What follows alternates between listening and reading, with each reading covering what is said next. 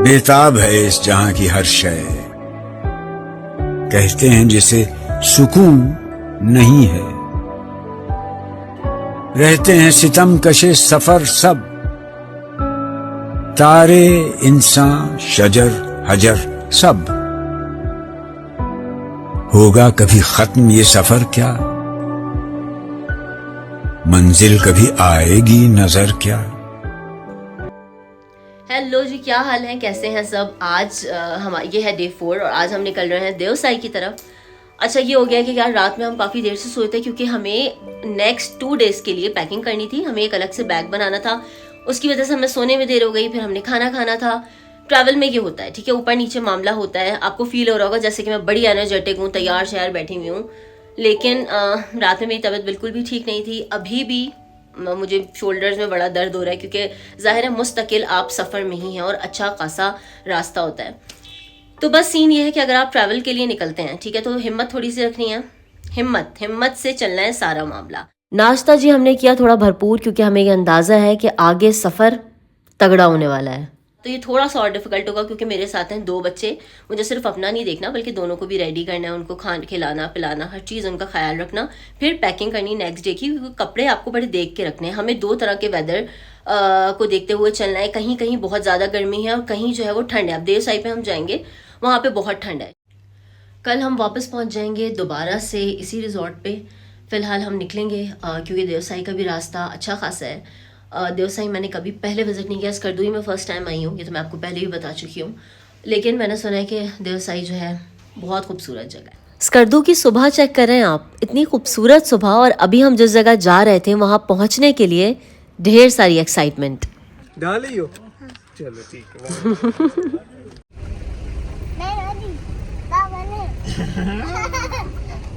सफ़र था तकरीबन 30 से 40 किलोमीटर का और इसके लिए 4x4 जीप बहुत ज़रूरी है क्योंकि ज़्यादातर रास्ता रफ और ऑफ रोड है। देवसाई आने का प्लान बनता है तो सिर्फ गर्मियों में तशरीफ़ लाइए क्योंकि ये जगह सिर्फ मौसम गर्मा में ही काबिल रसाई है, क्योंकि सर्दियों में यहाँ बर्फ़ इतनी पड़ती है कि ये पूरा ट्रैक बर्फ़ से ढका हुआ होता है। वैसे एक बात बताऊँ, अभी जितना भी हम ट्रैवल करते हुए आ रहे हैं ना, हमने पूरे रास्ते को इतना ज़्यादा म्यूज़िक सुना नहीं। लेकिन आज हसन भाई जो कि हमारे ड्राइवर हैं, इनके पास म्यूजिक का जो कलेक्शन था ना, ओए होए होए होए, कभी रफ़ी साहब के गाने तो कभी सज्जाद अली के। अब आप खुद फैसला करें कि सफ़र हो देवसाई का और ऐसा म्यूजिक, तो मतलब अब चाहिए क्या ज़िंदगी से। हाँ मैं जानती हूँ भाई कि अब कुछ लोग ये कहेंगे कि ऐसे रास्तों पे म्यूजिक नहीं सुना जाता, अल्लाह का नाम लो। तो एक बात मैं आपको बता दूं कि जिस तरह के ये रास्ते हैं ना, उस पे अल्लाह को आप भूल सकते भी नहीं है। वैसे ऐसे रास्तों पे ज़्यादा बेहतर तो यही होगा कि अल्लाह का नाम लिया जाए, लेकिन अगर चले म्यूजिक सुनने का शौक है भी तो हल्का फुल्का म्यूजिक लगा के सुने। शीला की जवानी टाइप गाने लगा के फुल वॉल्यूम में नाचते हुए जाने का मुझे नहीं लगता कि कोई तुक बनता है। अब लोग ये कहेंगे कि यार हम इंजॉय करने जाते हैं। अरे भाई, अभी मैंने कुछ दिन पहले स्कर्दू के लोगों की एक अपील देखी है जो कि आवाम से वो एक रिक्वेस्ट कर रहे हैं कि अगर आप यहाँ पे आ भी रहे हैं तफरीक के गर्ज से, तो यहाँ पे आके ड्रग्स और अल्कोहल का इस्तेमाल करना और इस किस्म की उल्टी सीधी हरकतें करने से परहेज करें। ये तो हो गई थी कुछ अच्छी बातें, और बातों बातों में हम पहुंच गए हैं सतपारा लेक पे।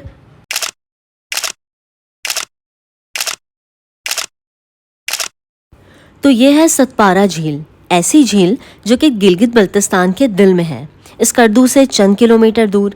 ये सिर्फ एक खूबसूरत झील नहीं बल्कि स्कर्दू शहर की जिंदगी है, क्योंकि यही वो झील है जो पूरे शहर को पीने का साफ पानी फराहम करती है। जी हाँ, सतपारा झील स्कर्दू का वाटर सोर्स है।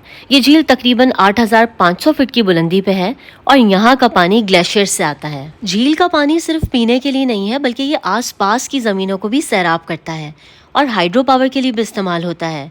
यानी ये झील कुदरती हुस्न के साथ साथ तरक्की का जरिया भी है। कहते हैं कि सर्दियों में जब हर चीज़ जम जाती है तो सतपारा भी बर्फ़ की चादर ओढ़ लेती है और गर्मियों में ये नीले आसमान का आईना बन जाती है। यहाँ से आगे एक सड़क निकलती है जो आपको देवसाई के जादुई मैदानों तक लेके जाती है। यानी सतपारा एक दरवाज़ा है बल्तिस्तान की जन्नतों की तरफ। अभी हमने स्टे किया है थोड़ी देर के लिए सतपारा गांव में। यहाँ पे भी बहुत खूबसूरत व्यूज़ हैं। यहाँ पे भी थोड़ा ज़्यादा स्टे करना चाहिए, लेकिन ये कि हमें देवसाई तक जाना है और फिर देवसाई से आगे जाना है, तो हम कोशिश करेंगे कि बस थोड़ा टाइम यहाँ पे रहें और उसके बाद फिर हम आगे निकलें। तो ये है सतपारा गांव, इर्द गिर्द ये खूबसूरत नज़ारे और बहता हुआ ये पानी। हाय ये सुकून और खूबसूरत नज़ारे, इन सब को देख के किस कमबख्त का दिल चाहता है कि यहाँ से जाए, लेकिन फिर भी जाना तो था क्योंकि आगे का सफर इससे भी ज्यादा खूबसूरत था। घर से कसम खा के निकले थे कि स्कर्दू जाएंगे तो अपने जेब से पैसे लगा के पानी की एक बोतल नहीं खरीदेंगे, तो बस कसम खाई है तो अब इसको निभाना था। रास्ते में भी हमने जितना भी ट्रैवल किया हमने इसी पानी को इस्तेमाल किया, और अगर हमें पता था कि अब हमें आगे जाके किसी होटल में रुकना है तो हमने पानी की कुछ बॉटल ज्यादा भर ली कि हमें जाके होटल में भी पानी ना लेना पड़े। तो ठीक है मालिक, अब हम यहाँ रुक ही गए हैं और जगह भी इतनी हसीन है, तो हमने रिवायती बीवी होने का सबूत दिया और अपने मियाँ को लगाया तस्वीर खींचने के काम पे। हमने कहा कि भाई हम यहाँ पे खड़े हुए हैं, पोस्ट शोज मारेंगे और आप हमारी अच्छी अच्छी पिक्चर्स खींच दें जरा। जैसे ही हम यहाँ पे रुके हमारे साथ और जीप्स भी यहाँ पे रुक गईं और ये सुकून अब शोर में तब्दील हो चुका था।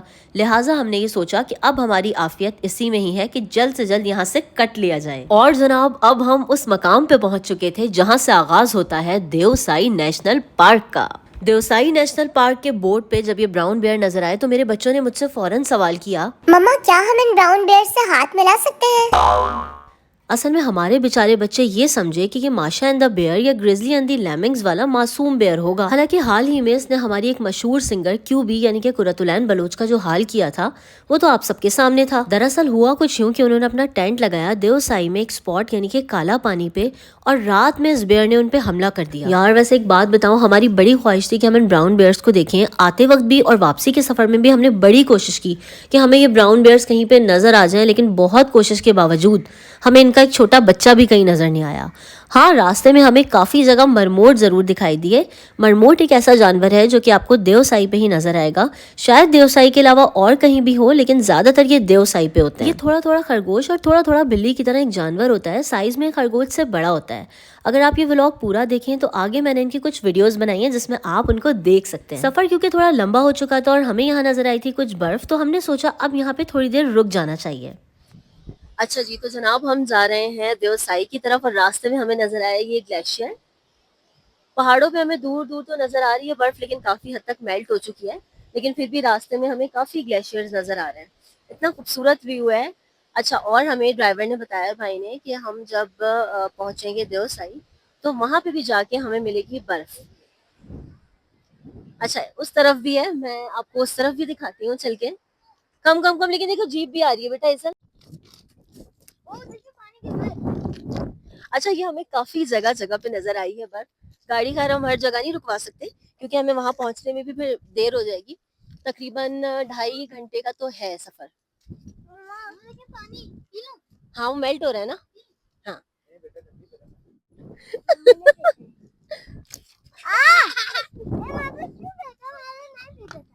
ये जगह नहीं, बल्कि जहाँ जहाँ हम रुक रहे हैं ना उस जगह की अलग ही एक खूबसूरती है। अगर हम पहाड़ देखें तो पहाड़ों की अलग खूबसूरती है। कहीं के पहाड़ जो है वो थोड़े से बंजर हैं, उनका रंग थोड़ा चेंज है। कहीं के पहाड़ देखें तो बहुत सरसब्ज हैं। लेकिन हर जगह, जिस जगह भी आप जाएं, उसकी एक अलग खूबसूरती है। और ऐसी जगह पहुंच के इंसान को फील होता है कि आप अल्लाह से और ज्यादा करीब हो गए। इसलिए अच्छा अच्छा अच्छा अच्छा जी जी जी चलें जी, तो वापस चलते हैं हम जीप की तरफ।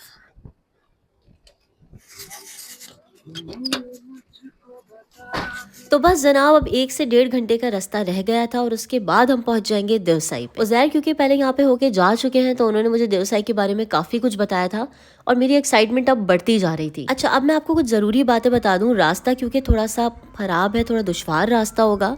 बड़ों को फिर भी मोशन सिकनेस इतनी ज़्यादा नहीं होती, लेकिन बच्चों में मोशन सिकनेस बहुत ज़्यादा हो जाती है, जिसकी वजह से मुस्तकिल उनके सर में भी दर्द रहता है, उनको वॉमिटिंग भी होगी बहुत ज़्यादा। लेकिन क्योंकि अब आप ट्रैवल के लिए निकल ही चुके हैं तो सिचुएशन पे आपको खुद ही काबू पाना होगा, और इसके लिए क्या एहतियाती तदाबीर होंगी वो मैं आगे चल के वीडियो में आपको बताती हूँ।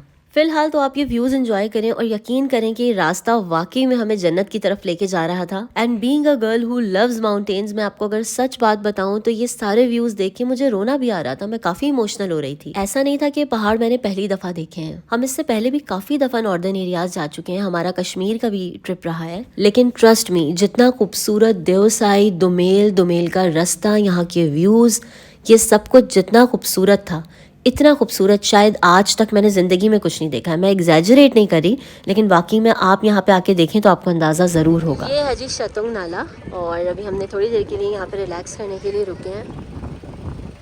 यहाँ पे कैंप्स भी दिए हुए हैं, इस तरह से आप कैंप्स बुक करा सकते हैं। उस साइड भी हैं कैंप्स, यहाँ पे स्टे करते हैं लोग। अच्छा, यहाँ पे अगर आपको थोड़ा बहुत खाने पीने की चीज़ें हैं तो वो भी मिल जाएंगी, साथ ही आपको चाय वगैरह मिल जाएगी यहाँ पे। तो देखें लोग यहाँ पे बैठ के बड़ा व्यू यहाँ का एंजॉय कर रहे हैं। अच्छा, हमें जो है ना वो ज़्यादातर क्राउडेड प्लेसेस पसंद नहीं है, तो हम पीछे की तरफ हमने स्टे किया है जाके। चलें अब कुछ जो है वो लेज़ लेते हैं।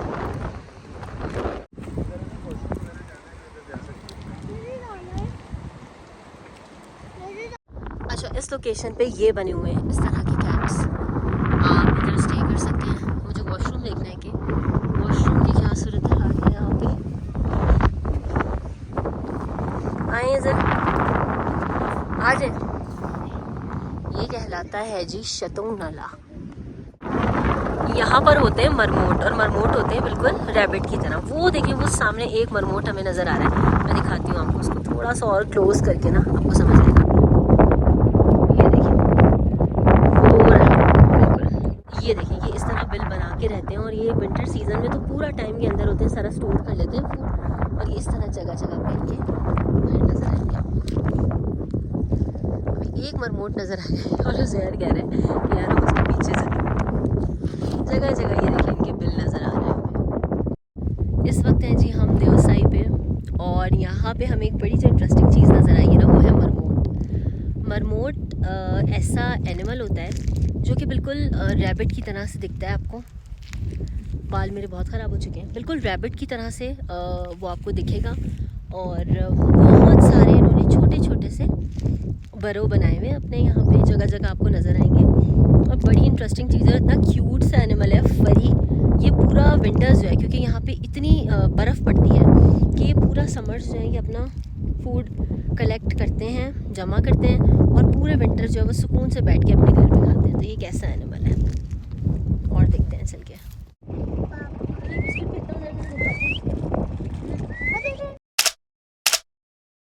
अब मैं आपको दिखाती हूँ देवसाई का महंगा तरीन स्पॉट, महंगा और सबसे ज़्यादा लग्जरी। ये है ग्लैम्प। यहाँ पे अगर आपको ग्लैम्पिंग करनी है तो इसके लिए बुकिंग आपको पहले से करवानी पड़ती है। जब हम यहाँ पहुँचे और हमने यहाँ पे व्यू देखा है तो हमने सोचा कि चलो हम यहाँ पे स्टे करते हैं, लेकिन जब हमने इसके चार्जेस पूछे तो चार्जेस बहुत ज़्यादा थे। खैर चार्जेस भी हम पे कर देते, लेकिन प्रॉब्लम ये थी कि ये ऑलरेडी सारे ही बुक थे। चले मैं आपको कुछ चार्जेस भी बता देती हूँ, और जो फैसिलिटीज़ ये लोग यहाँ पे दे रहे हैं उसके लिए भी मैं आपको बता देती हूँ।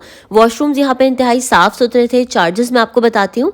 चार्जेस अगर आप 2 पर्सन के लिए ग्लैम्प बुक कराते हैं तो उसके चार्जेस होंगे 15,000, यानी कि 15,000 से स्टार्ट हो रहे हैं। उसके बाद 4 लोगों के लिए अगर आप कराते हो थोड़ा बड़ा ग्लैम्प होगा, उसमें अगर आप एक्स्ट्रा अगर आपको बेड चाहिए तो उसके चार्जेस होंगे 2500, और ग्लैम्प के चार्जेस होंगे 20,000। फिर अगर आप थोड़ा और बड़ा लेते हैं तो उसके चार्जेस होंगे 24,000।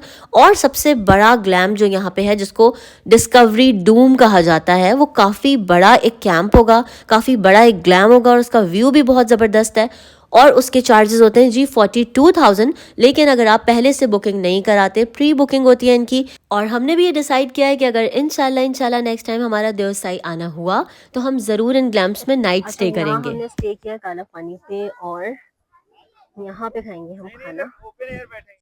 अच्छा जी, हम हैं इस वक्त यहाँ पे काला पानी पे, और यहाँ पे हमने स्टे किया है कि कुछ खाना पीना है हमें।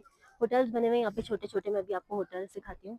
प्राइस क्या है, खाने के चार्जेस क्या है, वो सब भी पता चलेगा। थोड़ा सा जायज़ा ले लें पहले इस जगह का, उसके बाद मैं आपको बताती हूँ कि क्या सिचुएशन है यहाँ पे। इससे पहले हम जहाँ रुके थे और हमने जो कैंप्स देखे थे ना, बहुत ही ज़बरदस्त है, लेकिन उसके चार्जेस थे 20,000 रुपये। ठीक है, आप एक दिन स्टे करें, एक नाइट स्टे करें, उसके चार्जेस थे जी 20,000 रुपये। अभी ये वाले कैंप्स की क्या है ये हमें नहीं पता, अभी पता करते हैं। एजो अंदर आ जाए बेटा, अंदर आ जाए। यार मुझे लग रहा है कि हमारा ये वाला एक्सपीरियंस ना बड़ा ज़बरदस्त होने वाला है। यहाँ पे अगर हमें कैंप्स मिल गए रीजनेबल तो फिर हम कैंप्स भी बुक कराएंगे। अच्छा, कैंप्स अभी जो हम आगे देख कर आए ना, वो तो भाई 20,000 उसके चार्जेस थे अगर आप एक नाइट स्टे करते हैं। 2 nights only 2 person, for 2 person 20,000। अच्छा, और उसको क्या क्या नाम था उसका? मुझे खुद नहीं पता। वो कैब टेंट थे, ये वाले टेंट थे, मतलब स्पेशियस थे। और मतलब आगे भी नहीं, स्पेशियस तो बहुत थे वो टेंट्स, और उसमें सबसे अच्छी बात यह है कि सफाई बहुत थी। Washrooms were very clean, camps were really clean. इतने क्लीन थे कि हम कमोड में बैठे। हाँ, इतने क्लीन थे कि इवन वी यूज्ड कमोड, हमने वहाँ पे कमोड्स भी यूज किए जी। हमारे लिए चिकन चावल, इसके अलावा यहाँ पे चने चावल भी मिलते हैं और आपको मांस दाल मिलेगी। बस ज्यादा कोई लंबा चौड़ा मेन्यू नहीं है। अगर आपको भूख लगी है तो आपको यही चीजें मिलेंगी। कैसा है? एजू एजू तो नहीं खाएगी ना, अभी देख लेना ना, खाना खा लो फिर देख लेना। 500 की मिली है ये प्लेट। इसके अलावा यहाँ पे चना चावल भी हैं, वो भी तकरीबन इतने ही होंगे। तो उसका मतलब है कि खाने की रेट्स यहाँ पे ज्यादा ठीक है। चलिए जी, बात करते हैं कि अगर अब आपको कैंपिंग का थोड़ा सा एक्सपीरियंस लेना है तो यहाँ पे नजर आ रहे हैं ये सारे कैंप्स हमें, ठीक है। पैसेस के पूछें कि भाई कितने चार्जेस होंगे, तो 10,000 है। 10,000 इसकी चार्जेस हैं। और अभी मैं आपको दिखाती हूँ अंदर से कि किस तरह के कैंप्स बने हुए हैं यहाँ पे। ये है जी कैंप्स, इस तरह से अंदर से बड़े वार्म है। इसके साथ यहाँ पे इन्होंने बिस्तर भी दिए हुए हैं अच्छे खासे, कि अगर ज़्यादा लोग स्टे करें तो ज़्यादा पिलोज भी हैं, ब्लैंकेट्स भी हैं, हर चीज़ मिलेगी आपको यहाँ पे। आइए सर। अच्छा, अब हम जा रहे हैं थोड़ा सा जायज़ा लेने यहाँ के वॉशरूम्स का, कि वॉशरूम्स किस तरह के बने हुए हैं, क्योंकि अगर वॉशरूम बेहतर हुए फिर उसी सूरत में हम इन कैंप्स में स्टे कर सकते हैं। सर्दी ज़्यादा होगी वहाँ पे, गर्म कपड़े तो लाए हम साथ।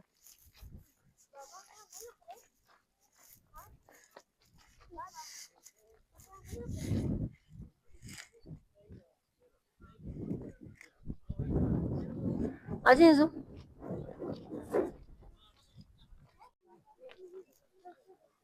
चलो कम ऑन।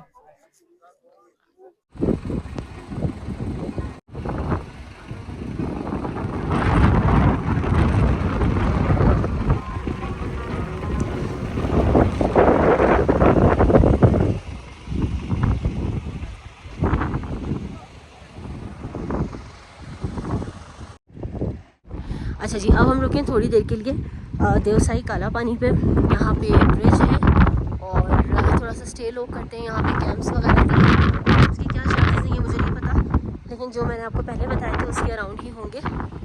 लेकिन व्यू बड़ा खूबसूरत है।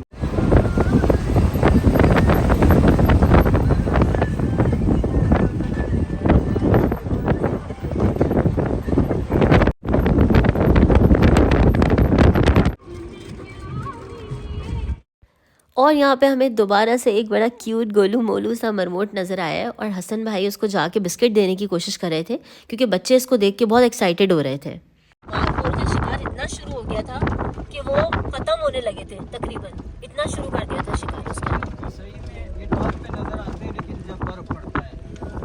हसन भाई से पूरे रास्ते गपशप होती रही और इस दौरान देवसाई के बारे में जानने के लिए बहुत कुछ मिला। अक्ल इस बात पे हैरान थी कि जमीन से कई हजार फीट ऊंचे ये प्लेन्स तहद्दे नजर फैले हुए थे। वाकई में ये समझना बिल्कुल मुश्किल था कि किस तरह पहाड़ की इतनी बुलंदियों के ऊपर ये तहद्दे नजर फैले हुए प्लेन्स हो सकते हैं। मंजिल थी हमारी चिलम। रास्ते में हमने देखी है खूबसूरत शिवसर लेक और हम यहाँ पे रुके बिना बिल्कुल भी नहीं रह पाए। अच्छा जी, अब हम पहुँच गए हैं शिवसर लेक। इतनी खूबसूरत लेक है, बहुत बड़ी लेक है।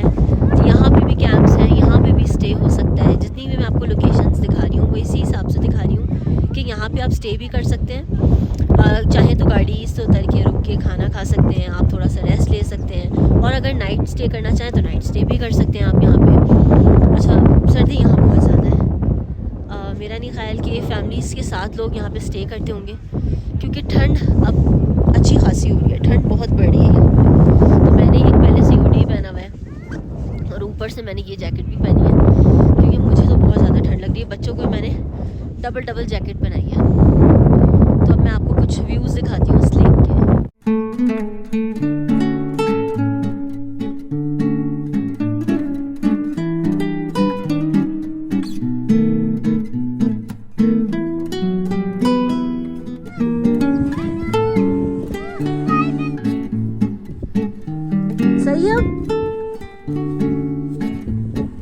यहाँ पहुँचते पहुँचते अभी 15-20 मिनट पहले जो रास्ता रहा है उस पर शाम की तबीयत काफ़ी ख़राब हो गई थी और हमने सोचा था कि जब हम शिवसर लेक पे रुकेंगे तो यहाँ पे रुक के उसको कुछ पानी पिलाएंगे, कुछ खिलाएंगे ताकि उसकी तबीयत बेहतर हो सके। शुरू में मैंने आपसे जिक्र किया था कि बच्चों को मोशन सिकनेस हो जाती है, जिसके लिए मैं कुछ एहतियाती तदाबीर बताऊंगी।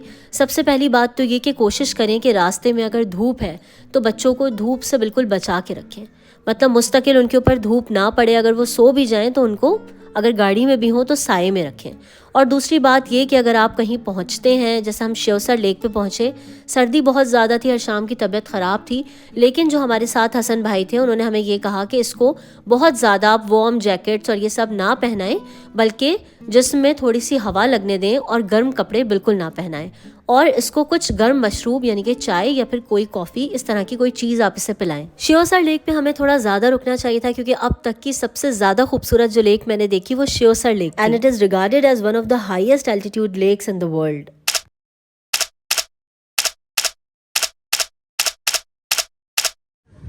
और शाम की तबीयत थोड़ी सी ख़राब हो रही है, जिसकी वजह से हमने चाय ली है, वरना शाम चाय पीते नहीं है हर शाम।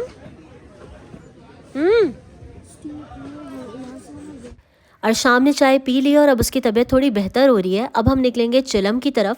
शिवसर से लेके चिलम तक का रास्ता तकरीबन 2 से 4 घंटे का है और ये डिपेंड करता है रोड की कंडीशन पे। अगर रोड की कंडीशन ठीक हो तो हम 2 घंटे में भी पहुंच सकते हैं, लेकिन अक्सर ऐसा होता है कि लैंडस्लाइडिंग की वजह से हमें थोड़ा सा टाइम लग सकता है। अब जो रास्ता शुरू होने वाला था, आप ये समझें कि पूरा रास्ता जितना भी अभी तक हमने तय किया, जहाँ जहाँ हम गए वो रास्ता, उसके व्यूज़, उसकी खूबसूरती एक तरफ, और अब हम जो बढ़े थे अस्तोर की तरफ, ये रास्ता एक तरफ।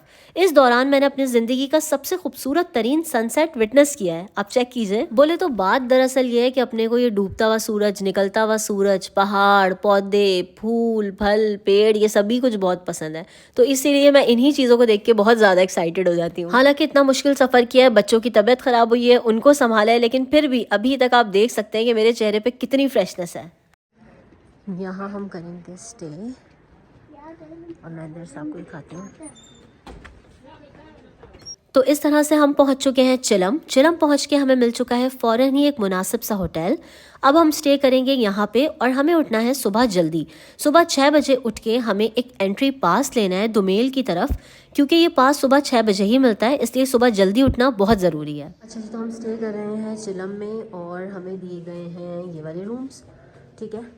नीचे जितने भी रूम्स हैं उसमें इस तरह से ये 2 सिंगल बेड है, ठीक है। इसके साथ ही आपको एक ये सोफ़ा कम बेड दिया गया है। वॉशरूम्स बहुत नीट एंड क्लीन है और ये एक कबर्ड है, ठीक है। So yes, room is really neat and clean, but the thing is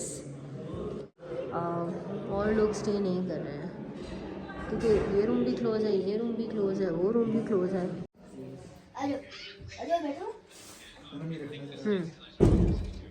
खाना आ गया है हमारा, तो ये आ गया हमारा खाना। हमेशा की तरह वही हम कढ़ाई खा रहे हैं जो हम पिछले 2-3 दिन से खा रहे हैं, और ये आ गई हैं रोटियाँ। हमारी जिंदगी कढ़ाई के इर्द गिर्द घूम रही है हमारी ज़िंदगी। बट यहाँ माश की दाल भी थी, यहाँ पे सब मिक्स सब्जी भी थी, लेकिन हमें यही चिकन ही खाना है। देखते हैं ये कढ़ाई कैसी है। शक्ल से बहुत बेहतर लग रही है, बहुत बेहतर लग रही है, बेहतर ही होगी, अच्छी होगी। तो ये था हमारा देवसाई का सफ़र। नेक्स्ट एपिसोड में आपको दिखाऊंगी मैं पाकिस्तान की जन्नत यानी कि मिनी मर्ग। कुछ और देखे ना देखे, लेकिन नेक्स्ट एपिसोड आपको ज़रूर देखना है क्योंकि उसमें लिटरली आपको जन्नत के नज़ारे देखने को मिलेंगे। ये सफ़र हमने गर्मियों में किया था, एपिसोड थोड़ी सी लेट हो गई थी, लेकिन आई होप कि एपिसोड आपको बहुत पसंद आई होगी। अपना ख्याल रखिएगा और नेक्स्ट एपिसोड ज़रूर देखिएगा। अल्लाह हाफ़िज़।